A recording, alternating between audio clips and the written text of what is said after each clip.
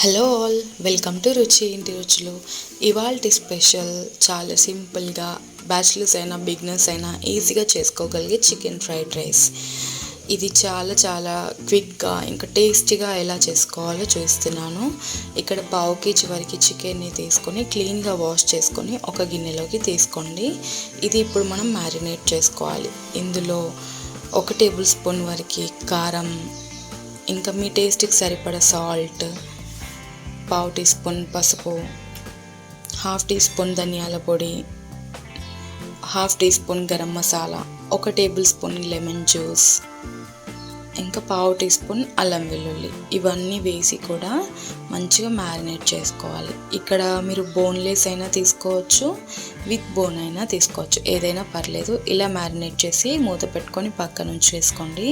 ఇప్పుడు రైస్ని ఉడికించుకోవడానికి నేను ఇక్కడ బాస్మతి రైస్ తీసుకున్నాను. 1 గ్లాస్ బాస్మతి రైస్కి 1.5 వరకు వాటర్ సరిపోతాయి. అలాగే మీరు నార్మల్ రైస్ తీసుకున్నట్టయితే 1 గ్లాస్ నార్మల్ రైస్కి 1.5 వరకు వాటర్ని యాడ్ చేయాలి. నేను ఇక్కడ కుక్కర్లో ఉడికించుకుంటున్నాను. కుక్కర్లో అయితే 1 విజిల్ వచ్చేంత వరకు ఉడికించుకోవాలి. ఇక్కడ రైస్ అంతా కూడా చాలా బాగా కుక్ అయిపోయింది. ఇప్పుడు ఈ రైస్ని మనం చల్లారి పెట్టుకోవాలి. నెక్స్ట్ ఫ్రై ప్యాన్ తీసుకొని అందులో 4-5 టేబుల్ స్పూన్ల ఆయిల్ యాడ్ చేసి అందులో చిన్న సైజు ఆనియన్స్ 2 తీసుకొని చాప్ చేసి ఉడికించుకోవాలి. ఇందులోనే పచ్చిమిర్చి కూడా యాడ్ చేయాలి.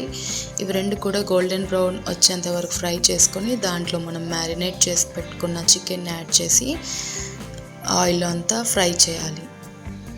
చికెన్ అంతా కూడా సాఫ్ట్గా అయిపోవాలి. చికెన్లో వాటర్ అంతా వదులుతుంది కదా, ఆ వాటర్ అంతా కూడా ఎగిరిపోయేంత వరకు చికెన్ని మంచిగా కుక్ చేసుకోవాలి. ఇక్కడ చూపిస్తున్నట్టుగా చికెన్ కుక్ అవ్వాలి.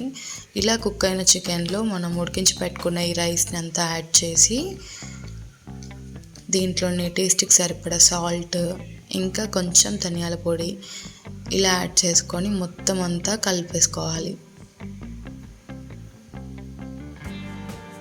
ఇప్పుడు దీనిపైన కొంచెం కొత్తిమీర చల్లేసుకొని సర్వ్ చేసుకుంటే ఎంతో టేస్టీగా చాలా క్విక్గా అయిపోయే చికెన్ ఫ్రైడ్ రైస్ రెడీ.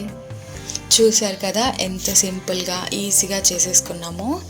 మీరు కూడా ట్రై చేసి మీకు ఎలా వచ్చిందో నాతో ఫీడ్బ్యాక్ని షేర్ చేసుకోండి. అలాగే మీకు ఒకవేళ ఈ రెసిపీ నచ్చినట్టయితే ప్లీజ్ లైక్ చేయండి. అలాగే మీ ఫ్రెండ్స్ అండ్ ఫ్యామిలీ రిలేటివ్స్కి షేర్ చేయండి. మరిన్ని టేస్టీ రెసిపీస్ కోసం రుచి ఇంటి రుచుల్ని సబ్స్క్రైబ్ చేసుకోండి. అలాగే పక్కనున్న బెల్ ఐకాన్ని ప్రెస్ చేస్తే నేను అప్లోడ్ చేసే ప్రతి టేస్టీ రెసిపీస్ మీ వరకు వస్తాయి.